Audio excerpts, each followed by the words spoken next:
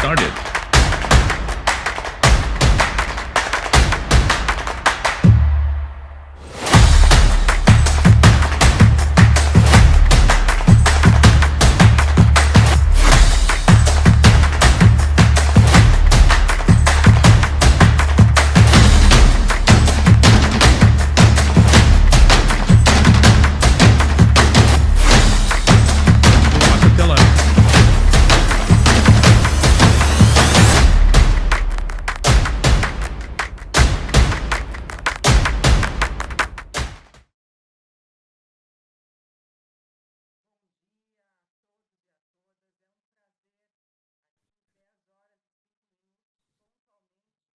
Good morning.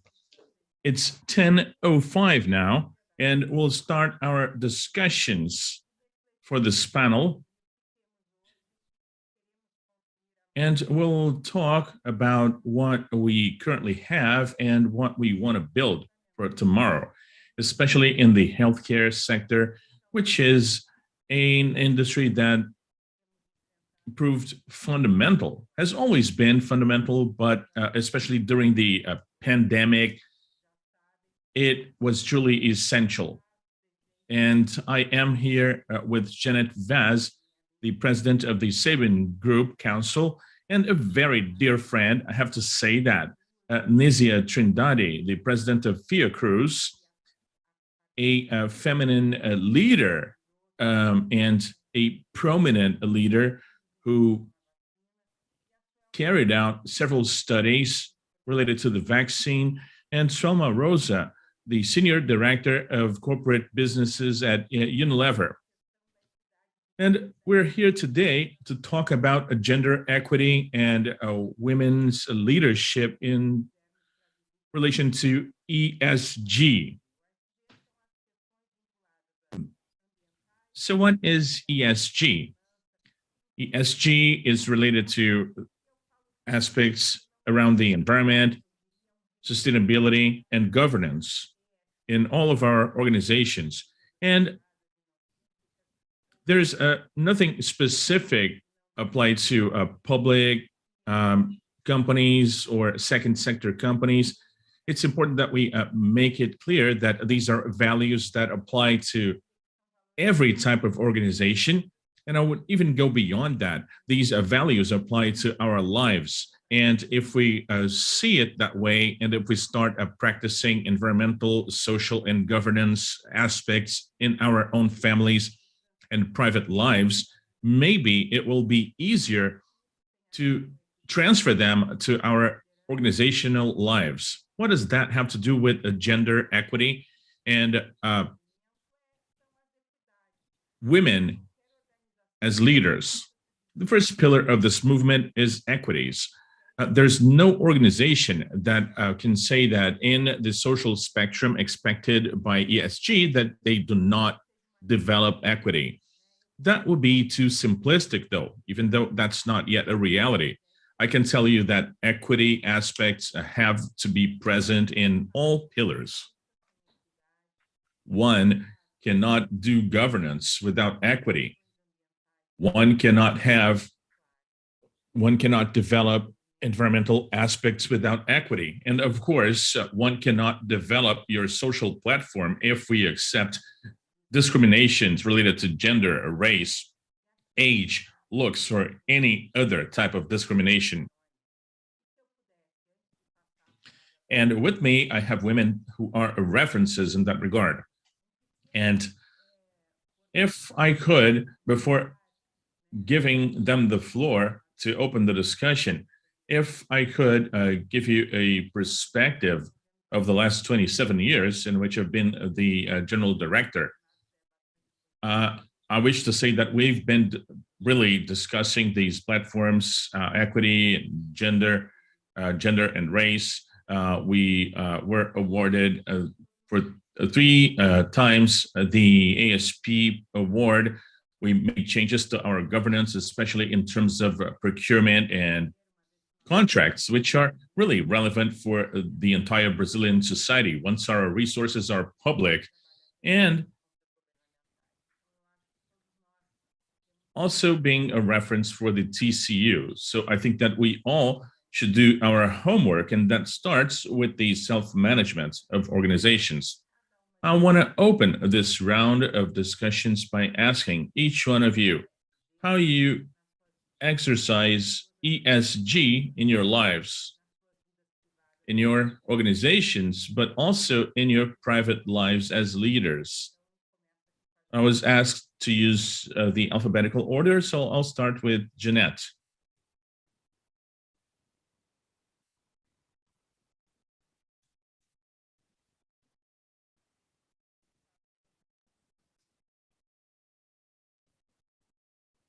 It's a pleasure to be here with you. Thank you. Ilana, she's really an example. We've been working under her leadership, and we know that she's really knowledgeable about this subject and that she's really a reference in terms of everything, especially the vaccine, where she is our counselor. I am Janete Vaz, co-founder of the Sabin Group. We had 3 employees when we started, and during these 37 years, we grew a lot, and we planned our growth, and now we are in all of the regions of our country, in 64 cities, and we were able to we consider that our collaborators are happy individuals. And we only had 13 labor claims in the last years. And in and of itself, this speaks of the respect and dignity with which we treat people. That's our key differentiator. Our ESG policy has been practiced throughout our life. It's part of our DNA, maybe because it's 2 female founders, one from Minas, one from Goiás, with their own specific characteristics, and in terms of how we treat people in a very egalitarian manner. That's our differentiator, and simplicity is part of our values.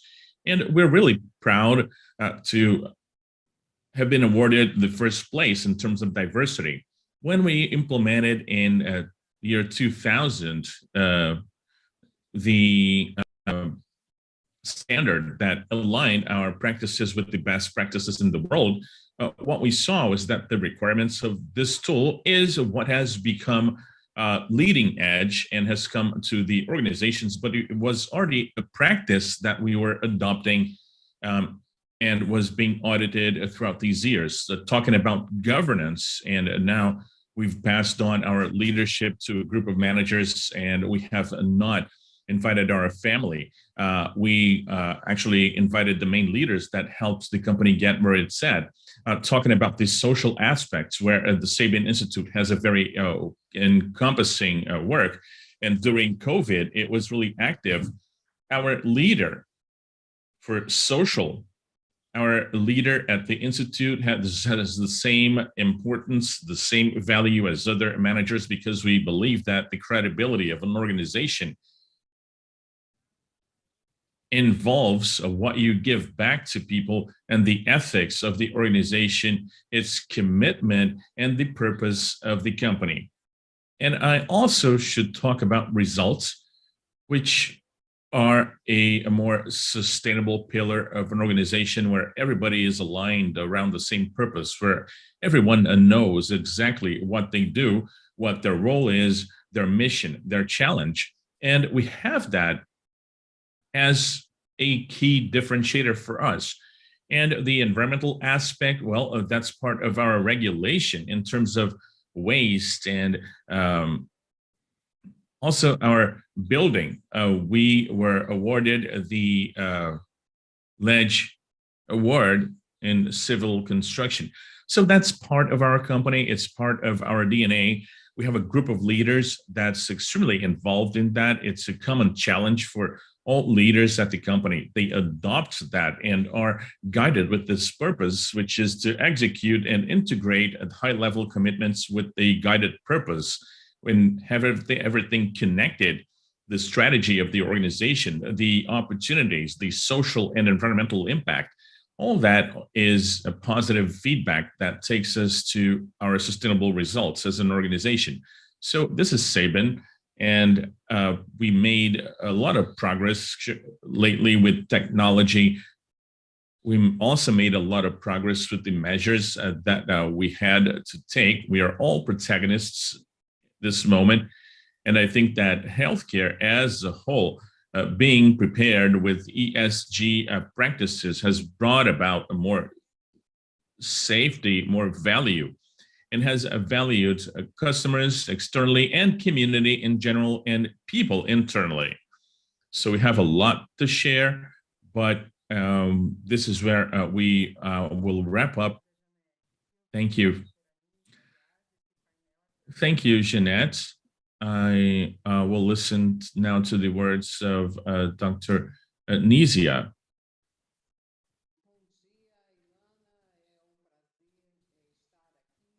Good morning, Ilana. It's a pleasure to be here with you.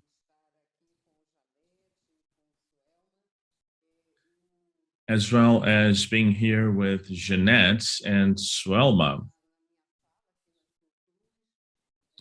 You mentioned the backdrop behind me.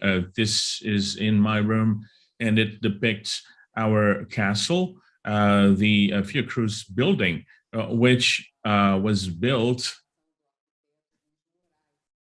under guidance of architect Luis Moraes, and it's really a symbol of Brazilian science.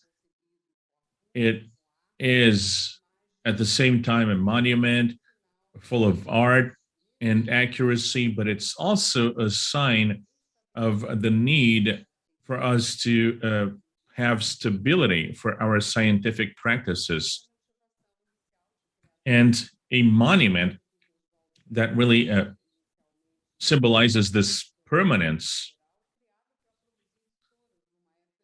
The Fiocruz Institute was created initially to manufacture serum, like the Butantan Institute was also created at the same time. So our history is related to these challenges that have become so prominent during the pandemic, as we know. And at the same time, science can provide a response to that, but we know that managing this response and equity is still among our challenges. And I want to highlight what you mentioned, Ilana, about equity. Well, it's a bit hard to separate my personal life from my institutional life because, like all of us, we are leading institutions with a very important role during the pandemic, and it's almost impossible to dissociate our personal time from the time that we dedicate to our professional activities. I also want to commend my fellow panelists and mention that when it comes to Fiocruz,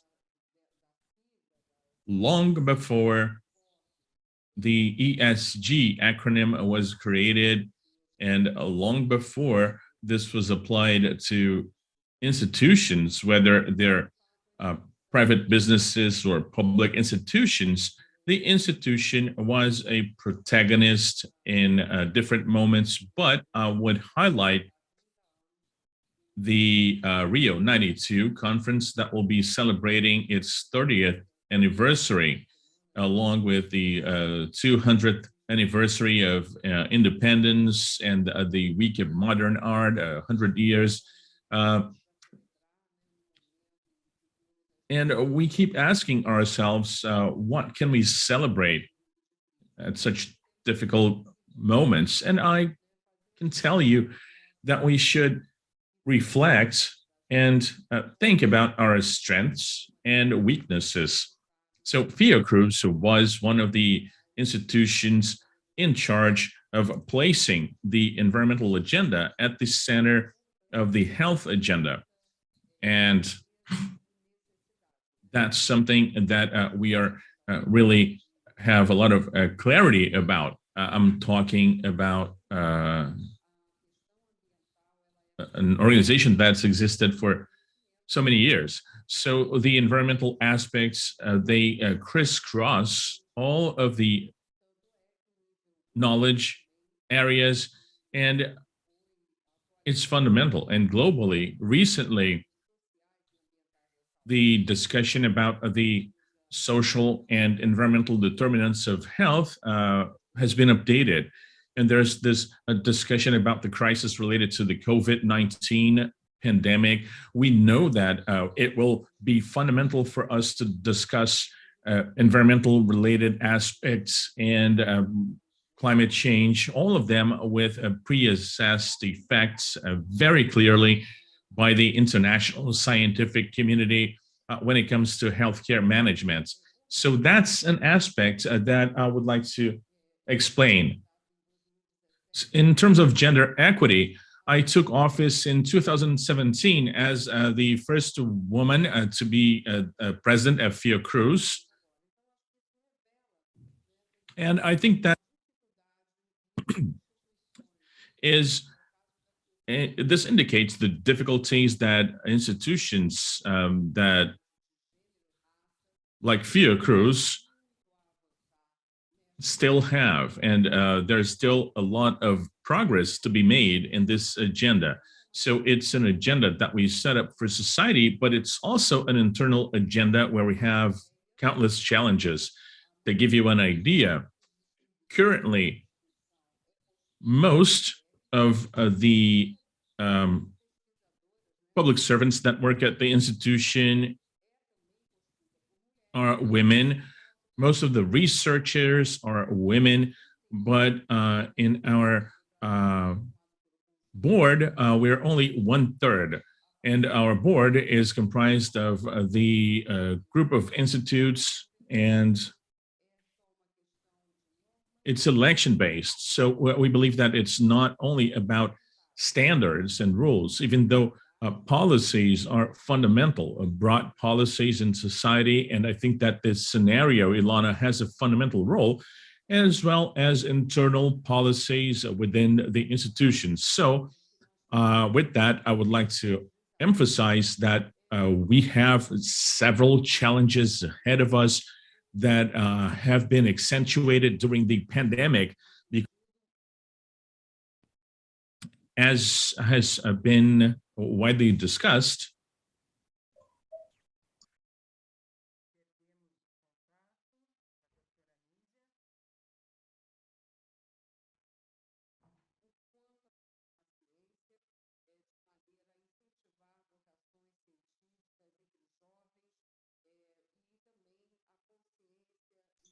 Amongst youngsters and scientific culture. It is a set of actions that we'll be working more over them over this debate, but I wanted to tell you that even though, well, we can see accomplishments and advances, even though we see all of that, we can still a lot to move forward, and equity is a fundamental point, agreeing with Ilana regarding the actions of our economic complex and industrial one of health that resulted in vaccines, as has been mentioned here, for our federal health system at such difficult times as COVID-19. Good. Thank you, Nísia. I'd like Suelma to make her first participation.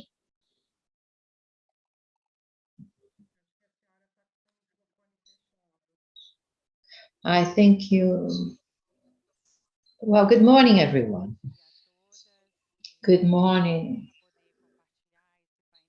Hi, everyone. It's an honor to be able to share this panel of such high level with very female leaders that I really admire. I have to manifest as a citizen As representative of Unilever in Brazil, our congratulations for the leadership of Fiocruz in confronting the pandemic. And perhaps start, Ilana, with a clarification of what health is. We at Unilever,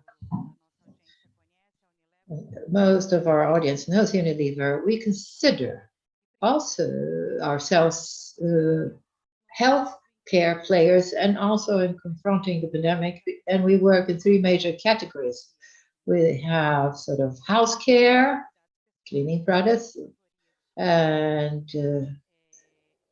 personal care, and also food and ice cream. And health is precisely this balance of the body. It's a balance that is dynamic between our organism and the environment in all its dimensions, physical, psychic, well-being, and we contribute. Well, it is an honor to represent a company that has been so important in this whole pandemic process to improve and protect the health of the population.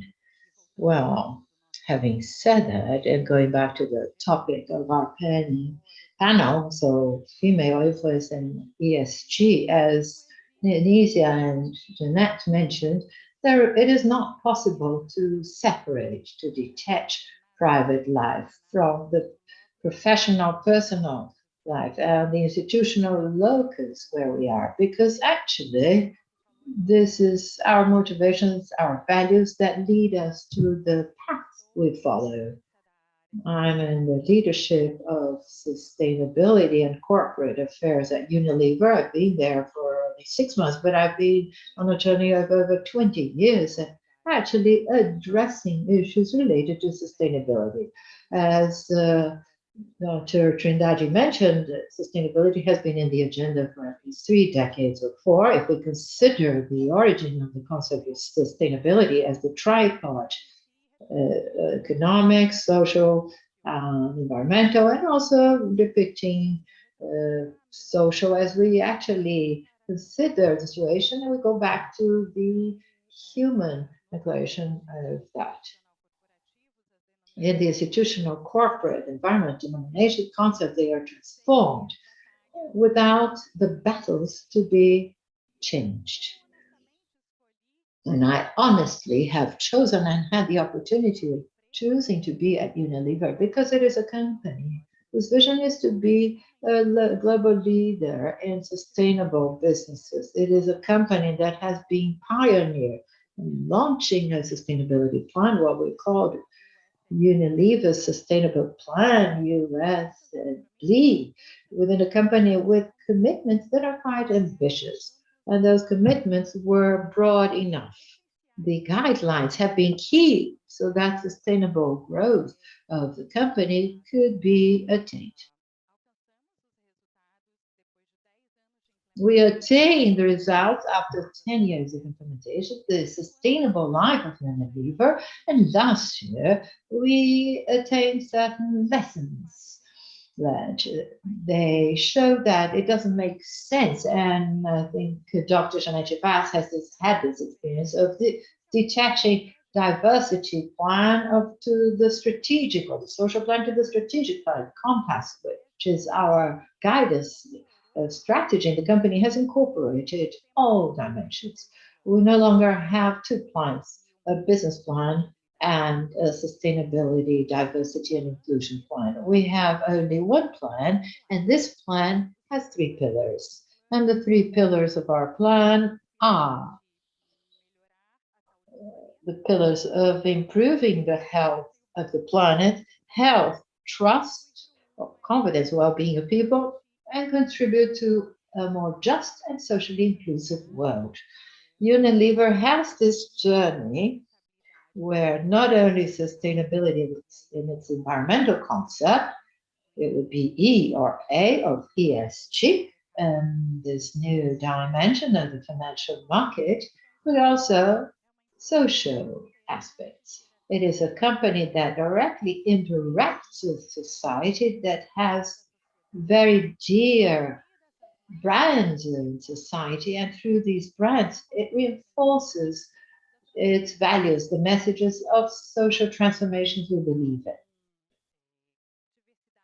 So, diversity and inclusion is a journey as old as the journey of sustainability.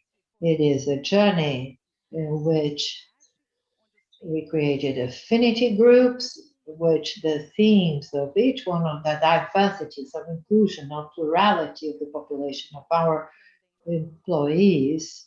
And we've learned over time, and we decided to go beyond the doors of the company. The journey starts internally with diversity, talking about diversity amongst ourselves, the Unilever population in Brazil and in the world. And we've decided to establish this dialogue with society through our brands. So we have brands that bring this purpose, and the purposes linked to specific agendas.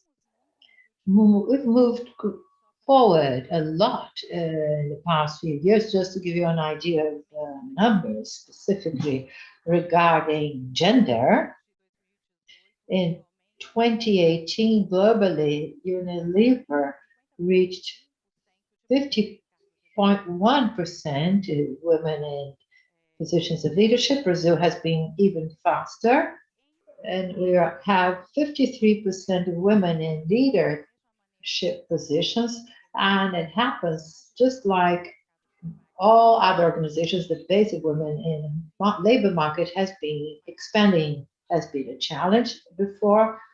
The challenge was having leaders actually going through the class ceiling, and women would remain in the generation that were 30 when they decided to become mothers. I say them because I decided not to be a mother. And this is about female empowerment, to decide where you are, what to do. However, gender equality, each one of the groups of majorities that are minorities are turned into minorities, they have to be observed in an intertwined way. The step taken from this outreach or attaining gender equality in the company globally and nationally, it was the understanding that the insertion of the company in the Brazilian society could not shut its eyes to the racial equity challenges. We had also been building the discussion internally regarding racial diversity, treating and efforts to attract talents, but also to train talents, promoting racial equity. And now in August, we took a step further. It was the launch of the Afro-Lever Fund, and we bring three pillars of our initiatives. One is to take the message to society through our brands on the importance of gender equity, of overcoming all these standards and stereotypes.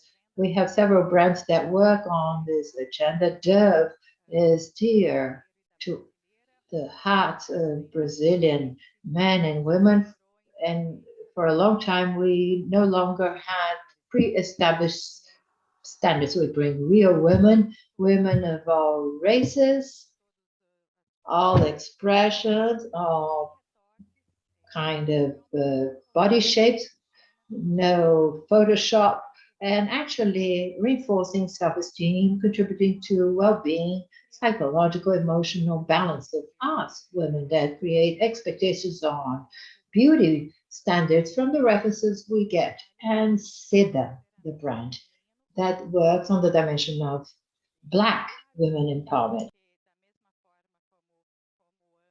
I stop here. It's just like both the two speakers that talked before me said, this is quite passionate, but it's very nice to have a chat. I thank you, Dr. Suelma, Rosa, too.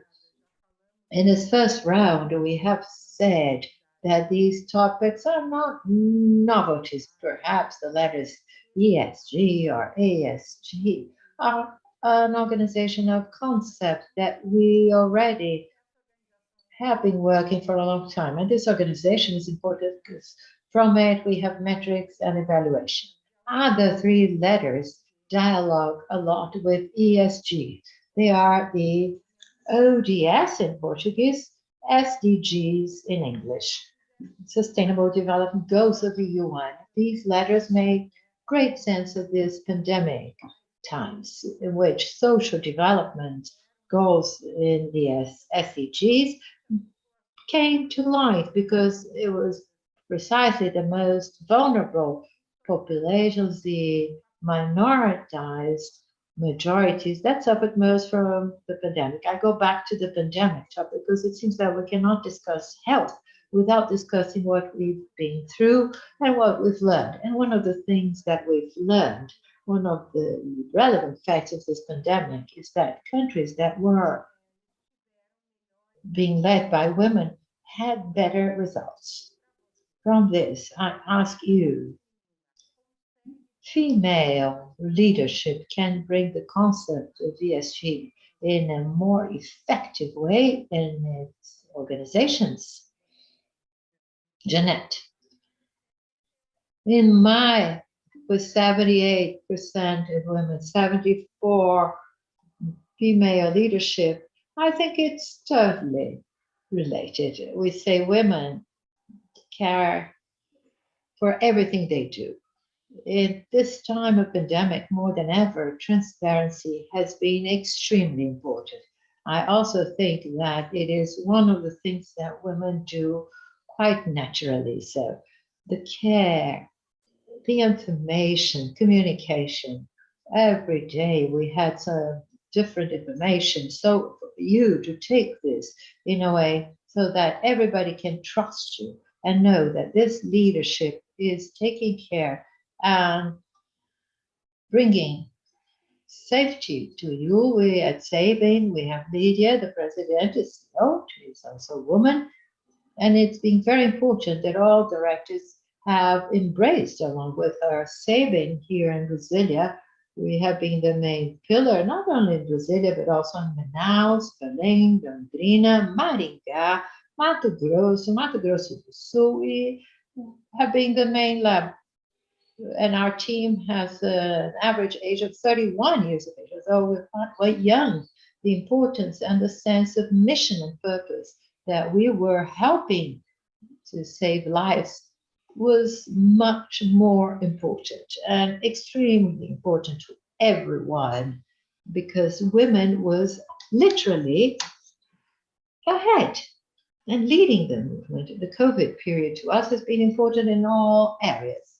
Here we live with the three branches. We have the business people, we have social classes A, B, C, G, and the Institute has been a great partner of G class, and we've done this very quickly in a dynamic way, developing things immediately from all the tests from January have been validated. So from then on, making investments literally so that we could have more access, more agility with a flow that increased a lot, and not forgetting that we were the support both to Anvisa, our surveillance agency, and the Ministry of Health. Roche had 5 devices in Brazil. Roche asked us to authorize the Ministry of Health and Anvisa to visit Sabin to see our validation process so that they could speed up considering the process, considering the emergency they had. So we gave support to all of that. I don't like to talk about gender because the fact that we have a lot of women and are being successful in all our purposes is not because of the gender. It's because of the drive, determination, ethics, and cultural values, and business values, and spiritual values, family values. My father was extremely important in this. He was a man that had finished only second grade and primary school. We lived in a farm. My mother, we do not dissociate it because it's in the base of our upbringing and our training, how we've been brought up. My mother was mother that would take all the sick people from the farm into our home to take care of them, and that was how I was brought up. And this care, and then I was 29 when we set up shaving. I'm now 67. It is a long life of learning and teaching at the same time. And we do this with great pride. We were awarded with an award from the UN, and people say, well, the people said I'm well treated regardless of age, ethnicity, gender, race, etc. Our indicator is 95, 96, 97. So the whole time you are in a transversal way, regardless of the job, whether it's a doctor or a driver or a cleaning lady, they all deserve the same kind of consideration and care. And during the pandemic, all of them have had the same care, the same learnings, and the same teachings. Actually, what we would say here is that we all went out of the box and we all did everything. Everybody taking care of the business, the health, and the population at the same time. So to be a woman perhaps has influenced a lot in the way the woman is, which is very much the saving way of being, because two women in the leadership and a CEO in the leadership, and literally we have this as a very strong point.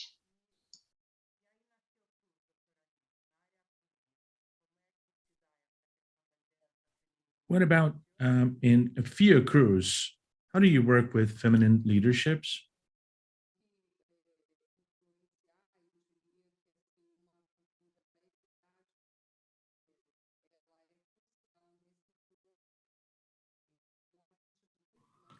The translation booth apologizes. The speaker is breaking up.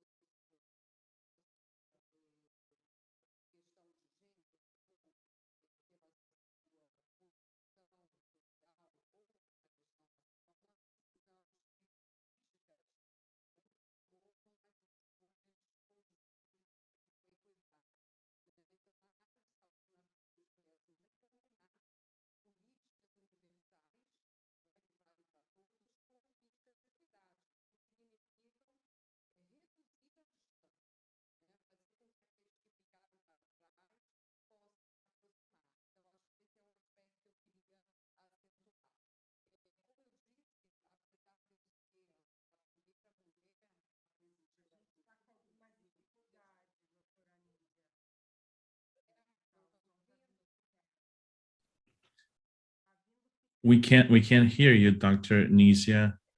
You are breaking up.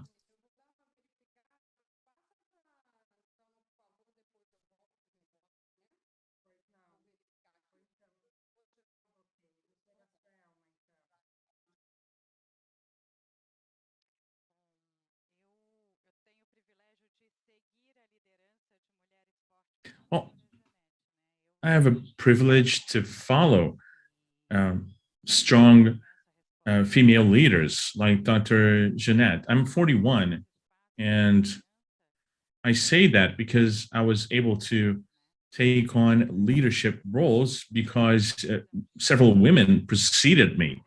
But yes, we still need reference. And yes, female leaders have a different perspective as long as they do not reproduce the male leadership standards that were also required for us to get where we are.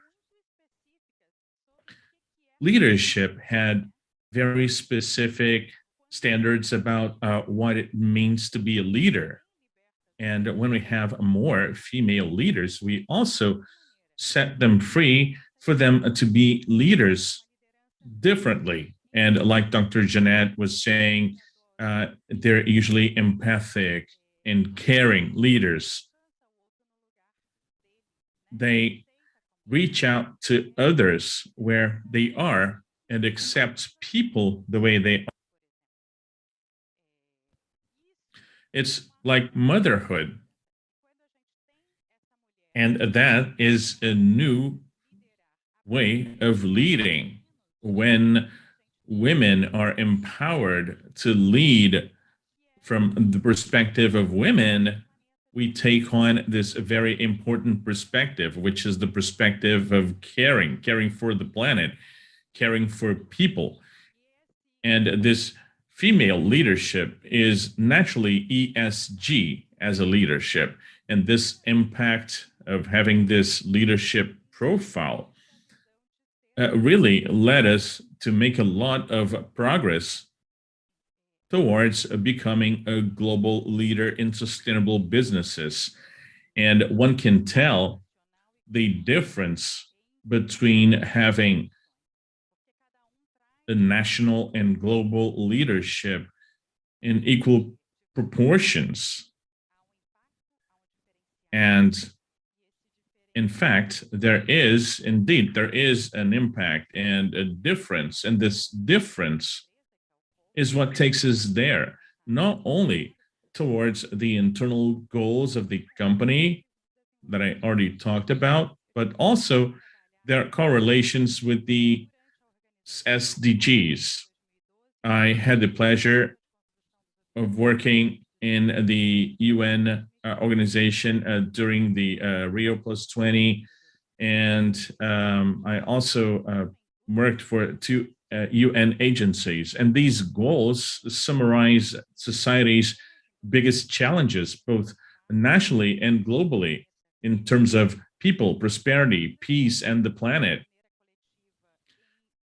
If we pursue these goals collectively and not simply sit and wait for regulations, even though they're extremely necessary. And here I want to reinforce the role and the importance of the Senate, Dr. Ilana, but also from the perspective of society and the private level, ranging from NGOs and also including companies. So the short answer is yes, there is a difference when it comes to how women lead and in terms of how they connect with the ESG.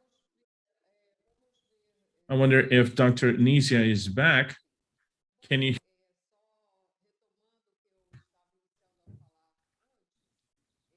Well, going back to what I was saying before, a few important aspects. Indeed, we've seen very important female leaderships during the pandemic. At Fiocruz, I wish to say that important initiatives that occurred at the institution were led by women. The sequencing of the virus and guidance related to diagnostics, the construction of a hospital center dedicated to COVID-19 by Dr. Valdilea, the RNA vaccine hub that's recently been approved by the WHO. It is a national vaccine being developed at Fiocruz and being led by Professor and researcher Patricia Neves and many others. And since the national emergency of the Zika virus, we've seen this leadership, and the female leadership makes a difference in terms of gender equity and in terms of taking on another perspective on how to conduct management processes and the perception of what a leadership and an authority should be like. Historically speaking, since I was a teenager, I've participated in feminist discussions and initiatives in Brazil, and there is a certain group that states that feminism should be at the base of a different social construction. It's not only about women as protagonists, but rather values that should include the entire society. At the same time, the fact that we have prominent women is not a sufficient indicator of gender equity. We have to talk about opportunities for women and equity policies, as well as race equity, which I talked about during my previous response. Fiocruz is an educational center, and having a policy of quotas and other initiatives that are strongly established is very important, for instance. And in closing, going back to the gender issue, I think that Ilana talked about the importance of SDGs. We included a strategy for the 2030 agenda at Fiocruz, and we've been working in collaboration with several initiatives from the government and civil society. And it's very important to think about these two levels, these two dimensions. And we know that there is a very clear indicator of increasing inequality in terms of the impact of women. So we have to have a set of policies for that at science and technology institutions, as is the case of Fiocruz. But I think that is also seen in private companies.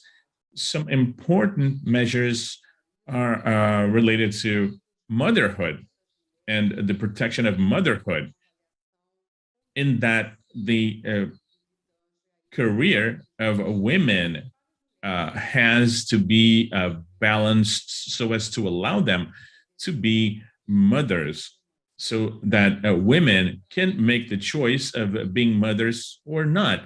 But we know that for most women in society, not always motherhood is a choice, or there are sufficient conditions for them to be a mother. So we have to work on that. So I think that the world should be more feminine. And by feminine, I mean a culture of peace and solidarity.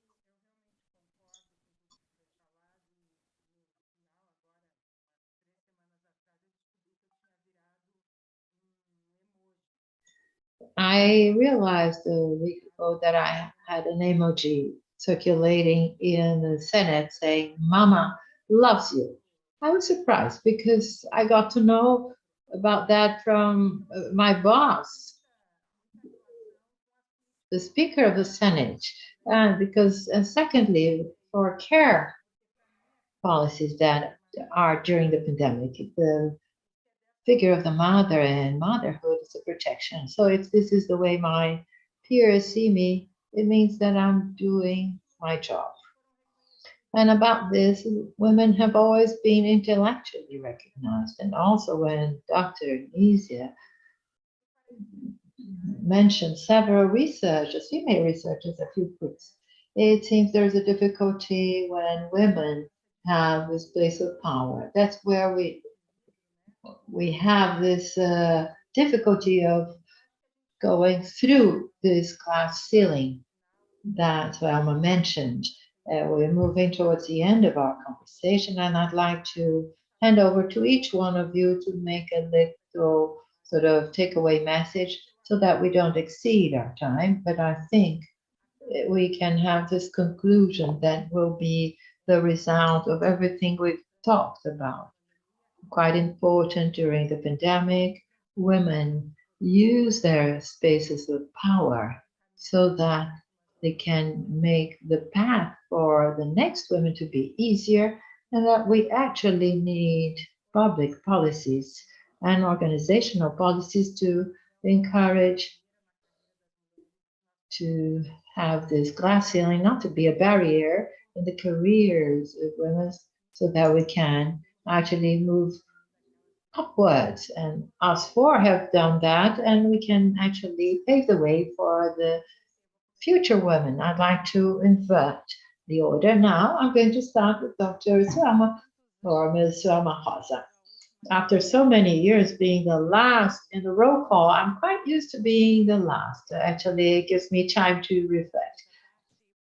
Leaving jokes aside, first, an invitation to action. It is our responsibility to follow or to keep on supporting our successors. So we who have reached a certain point, I have reached the certain point of Dr. Nísia Trindade and Dr. Janete, they are inspirations to me. We're still opening or being doors for those that succeed us and facing the barriers and difficulties that still exist in our society. Many spaces are spaces that are male power spaces, and we have to bring these female elements to these spaces, but especially supporting, in fact, the career path and leading women to leadership positions. So I'm calling upon all the women who have attained leadership positions to keep on bringing new women, supporting new women. And I actually would like to do a bit of publicity if you want to speed up your career in the activity of corporate topics. RG, Women and Institutional and Government Affairs, has a program to support career acceleration, supporting all this network that actually provides sharing of experiences. We have several programs in Brazil, several initiatives where women and collectives get together to support each other, be it as mentorees, and supporting one another. Thank you very much, and it is a pleasure to share this panel with all of you.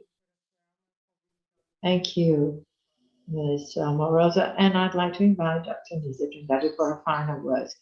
I am in the middle. I'm the daughter of the middle, and I'm here in the middle. My name, I've always been sort of towards the end of the roll call. So I said, I'd like to say that I am very pleased to be here with you, with Ilana, and Suelma, Janete, and I'd like to reinforce this call upon Suelma made, and also tell women from the peripheries, from the favelas, had an exemplary leadership in many initiatives during the pandemic. At Fiocruz, one of the strands of the pandemic is that one working along with populations in vulnerable situations, and the work performed by women from Manguinhos and Maré favelas and other communities all over Brazil.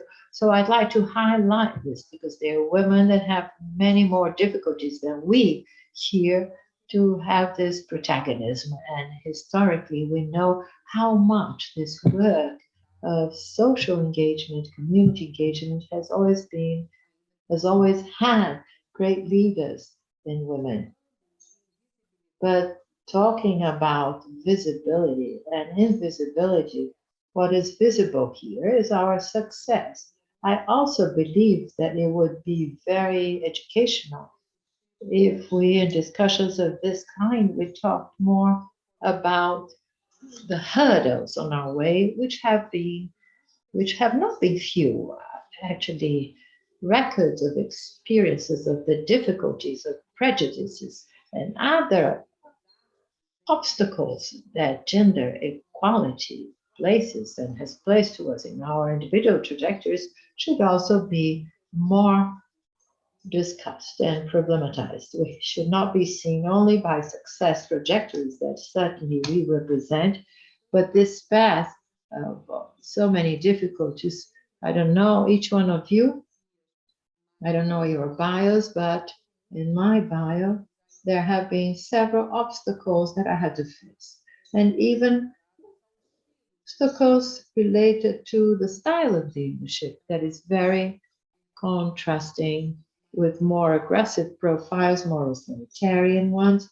And I think they are dimensions that are cultural that we have to work on to be able to build a world with other concepts of governance environmental equity, and gender equality, which are great challenges reinforced by these crisis times we have been going through. Great greetings and thank you for the opportunity. So we end this round. Dr. Janete. Thank you, Ilana. I'd like to congratulate and thank Jose and Rodrigo for having brought up this topic with a panel of women to talk about ESG. The first presentation I made on ESG for BGC, it was actually demystify ESG because it's rightly there. We're for women to do that. We do this. We demystify because we find the path. And Mother Teresa of Calcutta says, where there's will, there is a way. So I'd like to congratulate Nísia Trindade. She knows that. She is a reason of great pride to all Brazilian women, especially to us who hold this banner of protagonism of women. And so, Suelma and I, we applaud you, and we know how difficult it is to get there. I personally never had anything that stopped me. My grandmother was a very dynamic woman, and I didn't even realize that we had problems between men and women. And I realized this a long time ago. It was a lot of determination. And I think to conclude, I'd like to have a takeaway message for men and women that the idea of professional success is very important. We've advanced a lot as women, as struggle or fight as women. We need to applaud what we have gone through, but it's no doubt that we still have a long way to go, a lot of room and a lot of determination to make things happen. We are seeking our happiness, our wish of fulfilling not only our motherhood for those that wish, not only their families, their family circle, but also our professional side, that it should also be natural, that we have opportunities so that we can get wherever we like, literally. So to seek happiness, I say that it is possible to fulfill our dreams. I say that.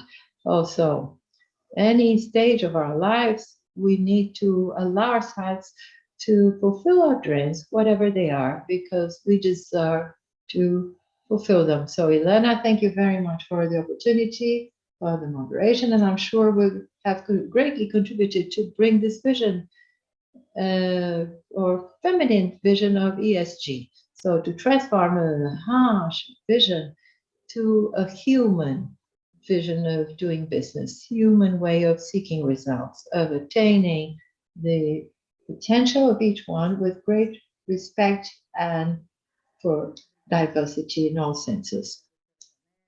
I'd like to thank you very much.